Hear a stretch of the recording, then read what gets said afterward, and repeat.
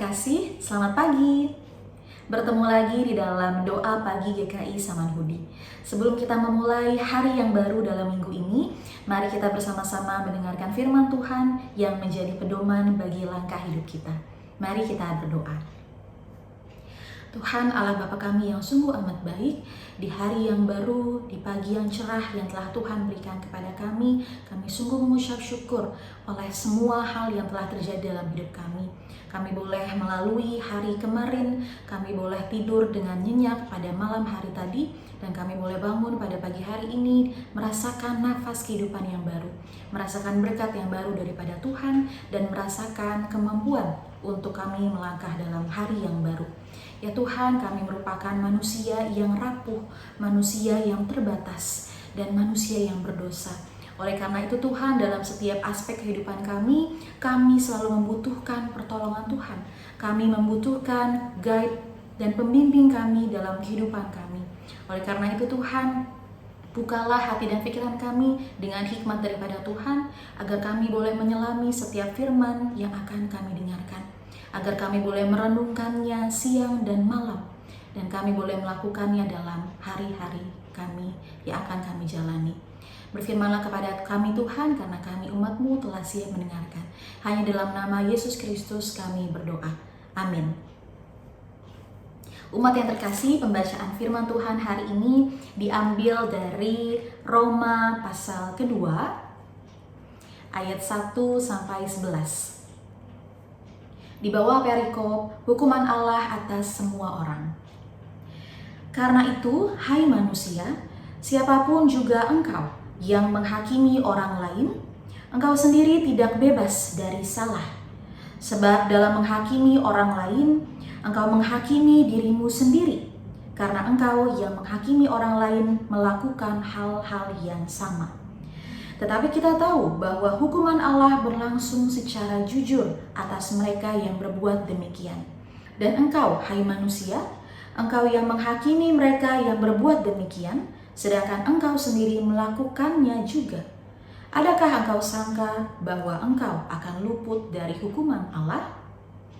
Maukah engkau menganggap sepi kekayaan kemurahannya, kesabarannya, dan kelapangan hatinya?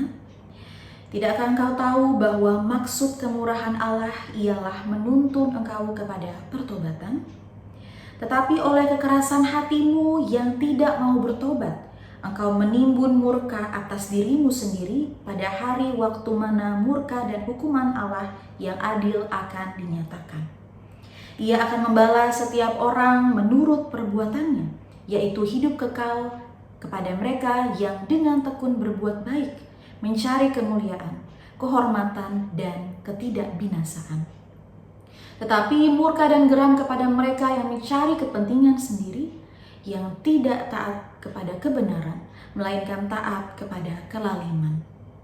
Penderitaan dan kesesakan akan menimpa setiap orang yang hidup yang berbuat jahat. Pertama-tama orang Yahudi dan juga orang Yunani.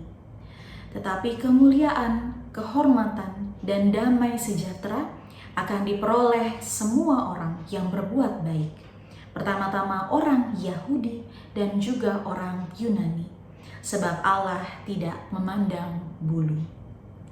Demikianlah pembacaan firman hari ini. Berbahagialah setiap umat yang mendengarkan dan melakukannya dalam kehidupan sehari-hari. Umat yang terkasih, jika kita melihat pada pasal sebelumnya, tepatnya pada pasal pertama, maka kita menemukan bahwa Paulus memberikan salam. Ia kembali memperkenalkan dirinya sebagai hamba Yesus Kristus. Di sini kata hamba berasal dari Yunani, yaitu doulos dengan ejaan doulos, yang sebetulnya artinya adalah budak. Dan pada saat dulu, zaman dulu, saudara-saudara yang terkasih, budak adalah orang yang dibeli, dibayar atau dibelilah ya, sehingga orang tersebut punya sifat dimiliki oleh pemiliknya. Artinya ketika orang tersebut menjadi budak, maka budak itu adalah seutuhnya atau sepenuhnya milik sang majikan. Dan pada konteks ini, Paulus memperkenalkan dirinya sebagai budak Yesus Kristus. yang artinya Rasul Paulus merupakan sepenuhnya atau seutuhnya milik Yesus Kristus. Dan uniknya, tidak semua budak bekerja dengan baik. Tapi di sini Paulus tidak melihat pekerjaannya sebagai sebuah beban, melainkan sebuah keuntungan dan kehormatan. Nah, saudara-saudara yang terkasih, jika kita melihat pada pasal 1, maka kita menemukan dua kubu atau dua kelompok yang sudah amat sering kita dengar, yaitu orang Yahudi dan orang non-Yahudi. Kata ini atau dua kubu ini seringkali kita temui dalam surat-surat ini, dan pada pasal sebelumnya Rasul Paulus tengah memberikan teguran yang ditujukan kepada orang-orang non-Yahudi yang menolak Allah. Karena teguran itu ditujukan kepada orang-orang non-Yahudi, maka di sini orang Yahudi merasa bahwa teguran itu pantas. Mereka meninggikan diri mereka sebab mereka merasa bahwa orang-orang non-Yahudi adalah orang kafir yang layak dihukum. Orang Yahudi menganggap bahwa ia merupakan umat pilihan Tuhan yang disayang oleh Tuhan, yang hidupnya sudah sangat benar menurut hukum Taurat, yang sangat menaati hukum Taurat, sehingga mereka merasa bahwa mereka akan diselamatkan oleh Tuhan, sehingga orang non-Yahudi tidak akan diselamatkan oleh Tuhan. Tetapi uniknya, saudara-saudara yang terkasih, justru dalam pasal yang kedua yang kita baca bersama-sama pada pagi hari ini, Rasul Paulus justru mengingatkan orang-orang Kristen Yahudi untuk tidak menghakimi mereka yang non-Yahudi. Sebab mereka juga hidup dalam dosa yang sama. Tergambar dalam ayat yang pertama, karena itu, hai manusia, siapapun juga engkau yang menghakimi orang lain, engkau sendiri tidak bebas dari salah. Artinya, ketika orang Yahudi menghakimi orang non-Yahudi, maka mereka pun bukannya menjadi manusia yang suci, manusia yang kudus, tetapi mereka juga sama-sama berdosa. Sebab dalam menghakimi orang lain, engkau menghakimi dirimu sendiri. Karena engkau yang menghakimi orang lain melakukan hal-hal yang sama. Mereka hidup di luar kehendak Allah. Dan Rasul Paulus menegur mereka untuk tidak berpikir bahwa mereka aman dari hukuman Tuhan. Hanya karena mereka adalah umat pilihan Tuhan. Paulus di sini menegur kembali orang-orang Yahudi bahwa mereka juga orang yang berdosa seperti orang non-Yahudi. Saudara-saudara yang terkasih, Rasul Paulus pada pasal ini juga mengingatkan bahwa Allah itu Allah yang adil dan Allah bukanlah Allah yang memandang bulu. Mereka yang hidup di luar kehendak Allah akan mendapatkan hukuman, sekalipun mereka adalah orang-orang Yahudi, orang-orang umat pilihan Allah, tetapi mereka pun akan mendapatkan hukuman. Bahkan hukuman yang mereka terima bisa jauh lebih berat karena mereka adalah bangsa pilihan Allah yang telah menerima hukum Taurat. Karena itu sebetulnya orang-orang Yahudi justru memiliki tanggung jawab yang lebih besar. Dan mereka memiliki sebuah tugas untuk hidup seturut dengan kehendak Tuhan. Karena mereka adalah umat pilihan yang telah menerima hukum Taurat. Namun kebanyakan di sini orang Yahudi cenderung memperhatikan dan menghakimi kesalahan sesamanya daripada dirinya sendiri. Saudara-saudara yang terkasih, orang Yahudi, demikian pun Kristen saat ini sering menganggap bahwa diri mereka lebih baik atau diri kita lebih baik dan lebih benar daripada orang non-Yahudi ataupun orang non-Kristen. Karena kita merasa bahwa kita memiliki atau kita sudah mengetahui hukum-hukum Tuhan, larangan-larangan dari Tuhan. Dan ketika kita sudah mengetahui hal-hal baik yang seturut dengan kehendak Tuhan, maka kita merasa bahwa kita lebih baik, kita lebih beriman. Namun Paulus dengan tegas menegur sikap munafik seperti itu. Tuhan Allah tidak kompromi dengan dosa dan kejahatan yang kita lakukan. Orang yang terus mengeraskan hati atau berkeras hati dalam dosa sedang menimbun murka.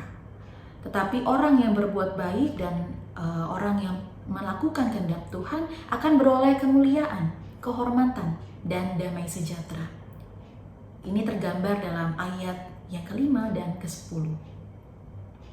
Dan uniknya, saudara-saudara yang terkasih, meskipun banyak sekali dosa yang dilakukan oleh kita umat manusia dan juga orang Yahudi dalam konteks ini, namun dalam pasal yang kita baca pada pagi hari ini, masalahnya terfokus kepada soal menghakimi sesama atau menghakimi orang lain. Dalam kehidupan sehari-hari kita saat ini pun seringkali kita mendapatkan berita hoax atau hoax gitu ya. Dan uniknya, hoax itu cepat sekali menyebar. Betul ya saudara-saudara? Dan kira-kira kenapa? Mengapa hoax cepat sekali menyebar saudara-saudara? Karena mungkin sebagian dari kita tidak lagi merasa perlu memeriksa kebenaran. Tampaknya manusia suka mendengarkan kisah-kisah negatif tentang orang lain atau tentang sebuah kelompok tertentu. Seperti ada semacam kegembiraan atau kepuasan batin sendiri ketika orang lain mengalami hal yang buruk. Semakin menghakimi dan menghukum pun muncul, kita tiba-tiba menjadi seorang hakim gitu ya, yang berkomentar atas masalah orang lain. Dan jika kita mengikuti media sosial yang banyak sekali tercermin dalam HP atau gadget yang kita miliki, tidak jarang netizen atau mungkin sebagian dari kita pun ikut-ikutan berkomentar. Seolah-olah kita yang paling mengetahui asal-usul berita yang ada. Namun saudara-saudara, hari ini kita diingatkan kembali bahwa sebagai umat Tuhan, kita tidak diperkenankan untuk melakukan hal yang demikian. Di dalam surat wasiat hari ini pun, poin yang penting yang harus kita ingat terus selain tentang menghakimi orang lain adalah dalam ayat yang keempat. Dalam ayat keempat kita diingatkan untuk tidak menganggap sepi kemurahan Tuhan. Artinya apa saudara-saudara? Ketika kita meyakini anugerah dan kemurahan serta kebaikan Tuhan, maka kita akan melihat bahwa kebaikan Tuhan itu penuh waktu, tidak pernah berkesudahan, tidak pernah terbatas. Ketika kita melihat ke belakang, maka banyak sekali penyertaan yang Tuhan lakukan kepada kita. Maka penyertaan dan kasih Tuhan itu adalah cinta yang penuh, tidak terbatas oleh waktu. Jadi jangan pernah sekali-kali kita menganggap sepi, kita menganggap kosong kemurahan Tuhan. Sebab kasih dan pengorbanan Tuhan kepada kita tidak pernah main-main. Kesolidaritasan Allah dalam wujud Yesus Kristus bertujuan untuk menciptakan kedamaian, memulihkan kemanusiaan yang rapuh akan dosa. Maka jika kita masih berbuat dosa yang sama, maka apa artinya pengorbanan Yesus di kayu salib? Saudara-saudaraku yang terkasih, pengorbanan Yesus di kayu salib adalah bukti cinta yang utuh. Penyertaan Tuhan kepada kita setiap harinya adalah bukti kasih Tuhan yang penuh. Maka marilah kita merespons anugerah dari Tuhan dengan pertobatan dan perbuatan yang menyenangkan hati Tuhan dengan bersungguh-sungguh. Kita mulai meninggalkan kebiasaan lama kita dan kita bertobat menjadi manusia baru yang mengimani penuhnya cinta Tuhan, tidak sepinya kebaikan Tuhan dalam hidup kita. Maka dalam keseharian kita bersungguh-sungguh untuk berbuah baik, tidak menghakimi, namun terus berefleksi, berintrospeksi diri kita akan setiap hal yang kita lakukan. Tuhan memampukan kita dalam menjalani hari-hari kita agar kita terus menjadi umat yang menghargai pengorbanan dan merespons kasih Tuhan dalam kehidupan kita. Amin. Mari kita bersatu di dalam doa. Tuhan Allah Bapa kami sungguh mengucap syukur dengan firman Tuhan. Kami sungguh mengucap syukur dengan kebaikan dan kemurahan Tuhan yang terus-menerus memperbaharui kami, yang terus-menerus mengingatkan kami akan firman Tuhan yang amat berharga. Pedoman daripada Tuhan Kiranya memampukan kami untuk melakukan hal-hal baik dalam dunia ini. Kiranya firman Tuhan tidak berhenti kepada telinga dan juga bibir kami, tetapi boleh kami lakukan ke dalam keseharian kami. Pada hari ini Tuhan, kami akan memulai hari kami, hari yang sangat penuh dengan teka-teki, penuh dengan kejutan. Dan apapun yang kami lakukan pada hari ini, kami serahkan dalam tangan Tuhan. Kiranya dalam berelasi kami boleh menciptakan perdamaian, sehingga pengorbanan daripada Tuhan tidak menjadi sia-sia.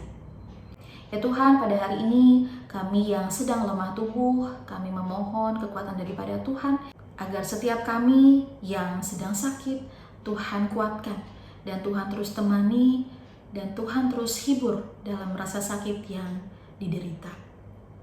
Kami juga tengah berdoa bagi seluruh umat-Mu yang tengah bergumul atas segala permasalahan kehidupan. Dalam suka dan duka, kiranya kami terus yakin bahwa kami tidak sendirian. Kami berjalan bersama-sama dengan Tuhan yang merupakan sumber kehidupan kami. Kami memohon ampun atas segala dosa yang telah kami lakukan. Kiranya Tuhan mengampuni dosa kami dan kami pun boleh melanjutkan misi Tuhan dalam kehidupan ini. Inilah doa kami Tuhan, kami serahkan seluruh kehidupan kami dalam tangan dan kasih Tuhan. Dalam nama Yesus Kristus yang adalah Juru Selamat kami yang hidup. Amin. Umat Tuhan yang terkasih, selamat beraktivitas. Tuhan Yesus memberkati. Bagi Bapak Ibu yang memiliki pergumulan khusus dan ingin didoakan, bisa menghubungi rekan-rekan pendeta di nomor berikut.